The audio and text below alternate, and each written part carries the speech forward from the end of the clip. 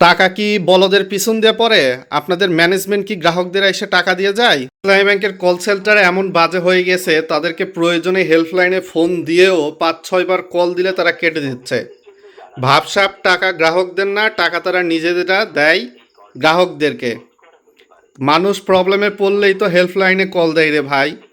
আপনারা যে আমার কাছ থেকে আজকে প্রায় অনেক কয় টাকা কাটলেন, ৪০-৫০ টাকার মতো, প্রায় ৬০ মিনিটের মতো কথা বলার ট্রাই করছি, কল লাইনে রেখে কাইটা দেন, এর প্রতিকার কি? অনেকেই বলতে পারেন ভাই কল দিচ্ছেন, কল ধরতেছে না, হয়তো বা সাময়িক কিছু সমস্যা হয়েছে। তো তাদের জন্য বলতে চাই, শুধু আজকে না ভাই, আরও আমি প্রায় কয়েক বছর ধরে ইসলামী ব্যাংকের অ্যাকাউন্ট ইউজ করি, ফোন দিলে এইরকমই প্রবলেম বারবার।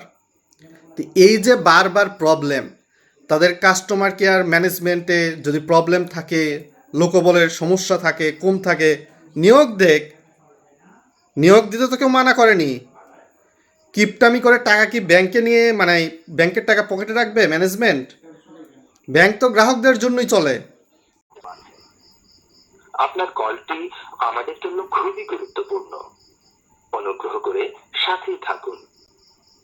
কিছুক্ষণের মধ্যেই আপনার কলটি গ্রহণ করা হবে।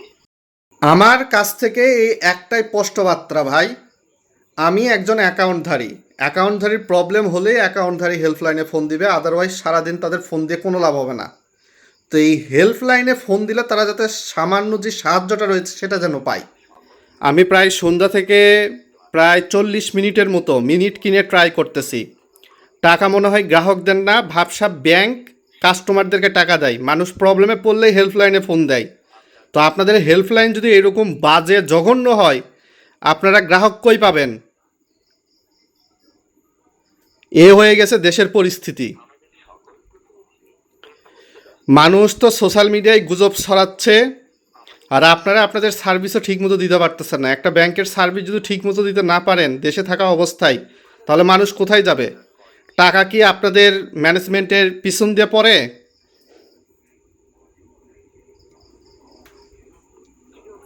এই পরিস্থিতি হয়ে গেছে, কাউকে তো কিছু বলা যাবে না। সোশ্যাল মিডিয়ায় কিছু বললে আপনি পরের দিন গ্রেপ্তার হতে সময় লাগবে না।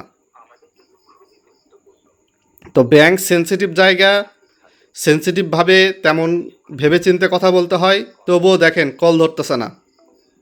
এই যে ইসলামী ব্যাংকের হেল্পলাইনের অবস্থা এমন হয়ে গেছে যে কলটা অটোমেটিকলি কেটে গেল, আমাকে কিছুই করতে হলো না। টাকা কি বলদের পিছন দিয়ে পড়ে? আপনাদের ম্যানেজমেন্ট কি গ্রাহকদের এসে টাকা দিয়ে যায়?